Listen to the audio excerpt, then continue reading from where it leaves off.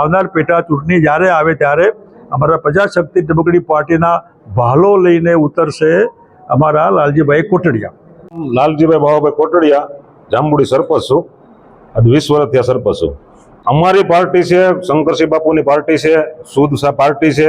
જ્યારે બાપુ મુખ્યમંત્રી હતા ત્યારે એને ખેડૂતના ઘણા કામ કર્યા છે, ખેડૂતને પોષણ ભાવ સારા આપ્યા છે. અને એ જ મુદ્દા માટે અત્યારે અમે કે અમારે જે વિસાવદર તાલુકાની અંદર ઇકોનો મેઇન પ્રશ્ન છે, બરોબર. આ કોઈ એને ઇકો માટે કોઈ લડતા નથી. જે આમ આદમી વાળા આવે કે ભાજપ વાળા આવે, બરોબર, કોઈ એમાં એને રસ નથી. એને બધાને એના રોટલા શીખવામાં રસ છે. પછી જે અમારા બોર્ડરના ગામ છે 40, 45, 50 ગામ છે, એમાં આપણે સૌની યોજનાના પાણી હારુંથી અમે માથાકૂટ કરી છે. કોઈ સરકારે અમારું ધ્યાન નથી દીધું.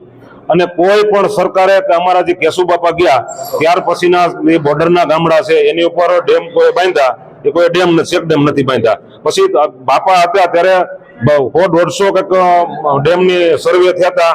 એ આ બાપા ગયા ત્યાર પછી આ લોકોએ બધાએ એ ફાઇલું છે ને અભરાએ ચડાવી દીધી છે. કોઈએ પણ ડેમનું નામ નથી. વિસાવદર તાલુકામાં 3 ડેમ એવા મંજૂર થયા હતા કે આ લોકોએ મંજૂર થવા નથી દીધા.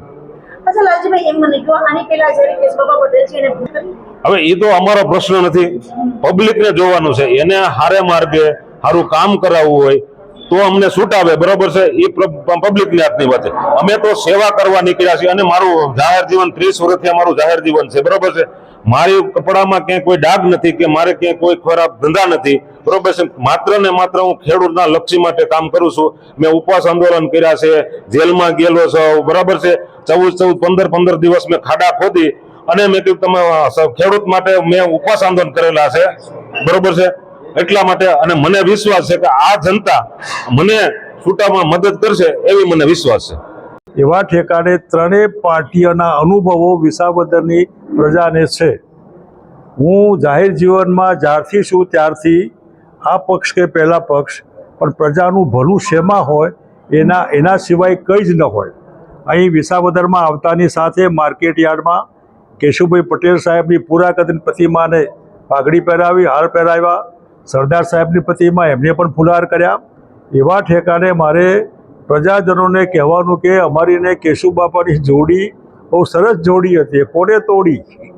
કમસે કમ વિસાવદરના મતદારોનો હું આભાર માનું છું કે એમને જ્યારે મેળ પડ્યો ત્યારે એમને પૂરા સમર્થનથી ગાંધીનગર મોકલી આપ્યા છે. કેશુબાપા જ્યાં હતા, જે કંઈ પાર્ટીમાં હતા, એમાં ખેડૂત સિવાય કોઈ બીજી વાત નહીં. મગફળી ઉનાળુના પ્રણેતા કેશુભાઈ, MSPના પણ હિમાયતી કેશુભાઈ, આવા અનેક પ્રજાલક્ષી. એવા ઠેકાણે ઇકોનો સવાલ હોય, MSPનો સવાલ હોય, નહેરની કેનાલ લાંબી કરવાનો સવાલ હોય, બીજા સવાલ હોય, એ કોઈ સવાલ આ એકાદ પેટા ચૂંટણીથી ઉકેલવાનો નથી.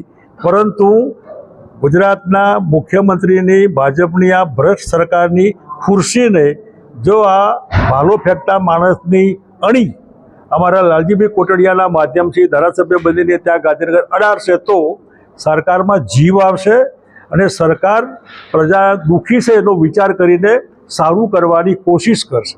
ગુજરાતની કરોડોની પબ્લિક એ આ બે મત વિસ્તારના મતદારો ઉપર આશા રાખીને બેઠી છે કે અમારી બે દીકરીની મશ્કરી થાય, બેકાર છોકરાઓ, મોંઘવારી વગેરે અનેક પ્રશ્નો.